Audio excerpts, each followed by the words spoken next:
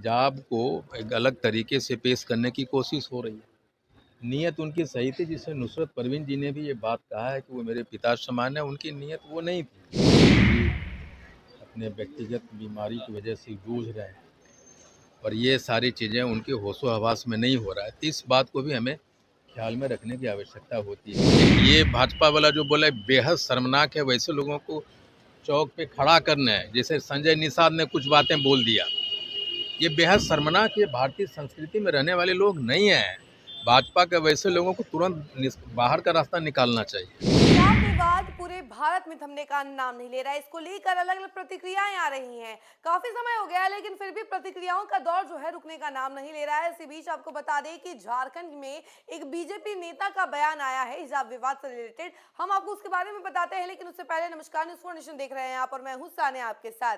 तो देखिए, कथित तौर पर एक बीजेपी नेता ने ये कह दिया है कि नुसरत परवीन, जिनका कथित तौर पर सीएम नीतीश कुमार के द्वारा हिजाब हटाया गया था, वो ही नुसरत परवीन जो है उनका दिल्ली ब्लास्ट से कनेक्शन है, जिसके बाद से इंडियन इनकलाब पार्टी के फॉर्मर आईपी गुप्ता जो है पूरे बौखला गए हैं, गुस्साए हुए हैं और कह रहे हैं कि ऐसे नेताओं को जो है बीच चौराहे पर खड़ा करके मारना चाहिए। इससे पहले भी उन्होंने संजय निषाद के लिए भी इस तरीके के बयान दिए थे। उन्होंने कहा था कि संजय निषाद को चौराहे पर खड़ा करके मारना चाहिए, क्योंकि वो इस तरीके के बयान दे रहे हैं कि सिर्फ हिजाब ही तो हटाया है, कुछ और तो नहीं छुआ है। इसको लेकर भी खूब चर्चाएं चली थी और एक बार फिर से उन्होंने इन्हीं बयानों को लेकर बयान दे दिया है। उन्होंने कह दिया है कि ऐसे नेताओं को तो बीच सड़क पर लाकर मारना चाहिए। और इसके अलावा उन्होंने बांग्लादेश में जो हिंदुओं पर अत्याचार हो रहा है उसको लेकर भी कहा है। जरा सुनिए कि वो क्या कुछ कह रहे हैं। उनके तमाम बयानों के साथ हम आपको छोड़े जाते हैं। हिंदुओं को तो मौत भारत में भी हो रही है, उसको क्या कहेंगे आप। इंसानों की मौत होती है, चाहे हिंदुस्तान हो चाहे बांग्लादेश हो। लेकिन अगर हमें लगता है कि हिंदू हिंदू बोलने वाले बिहार भारत में सरकार है, तो उनको संज्ञान लेना चाहिए। सर, बिहार में हिजाब पे विवाद चल रहा है। झारखंड सरकार ने उसी लड़की को ऑफर दिया है 3 लाख वेतन और सब सुविधाओं का वादा किया है। राजनीति हो रही सर। देखिए, मुझे लगता है इसमें माननीय मुख्यमंत्री जी उस नीयत से तो खींचे नहीं। अब इस हिजाब को एक अलग तरीके से पेश करने की कोशिश हो रही है। नीयत उनकी सही थी, जिसे नुसरत परवीन जी ने भी ये बात कहा है कि वो मेरे पिता समान है। उनकी नीयत वो नहीं थी।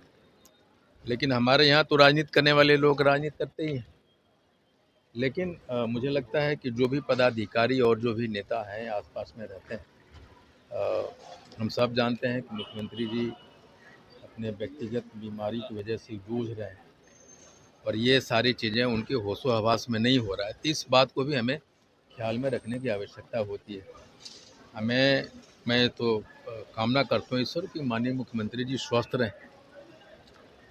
झारखंड के बीजेपी नेता ने कहा है कि नुसरत परवीन का जुड़ाव जो है दिल्ली ब्लास्ट से है। ये तो बेहद शर्मनाक है। ये जो भाजपा वाले ऐसे नेता जो ये भाजपा वाला जो बोला है बेहद शर्मनाक है। वैसे लोगों को चौक पे खड़ा करना है, जैसे संजय निषाद ने कुछ बातें बोल दिया, ये बेहद शर्मनाक। ये भारतीय संस्कृति में रहने वाले लोग नहीं हैं। भाजपा के वैसे लोगों को तुरंत बाहर का रास्ता निकालना चाहिए। जीतन राम मांझी का एक वीडियो वायरल हो रहा है जिसमें वो कह रहे हैं कि पिछली बार हमारे विधायक जो है अपने प्रदेश अध्यक्ष हैं, उनको वो 2700 वोट से हार रहे थे तो उनको बचा लिया था डीएम को कॉल करके, लेकिन इस बार 1600 वोट से हार रहे थे लेकिन उनको कॉल नहीं किया गया। इस बार भी शायद धन्यवाद दीजिए जीतन राम आदरणीय जीतन राम मांझी जी का, जिन्होंने सच बोला, उनको धन्यवाद दीजिए। और भारत सरकार को और इलेक्शन कमीशन को इसकी जांच करानी चाहिए। और अगर भूतपूर्व जो भी डीएम उस समय थे और आदरणीय मांझी जी, अगर ये सही है तो दोनों को सज़ा मिलनी चाहिए।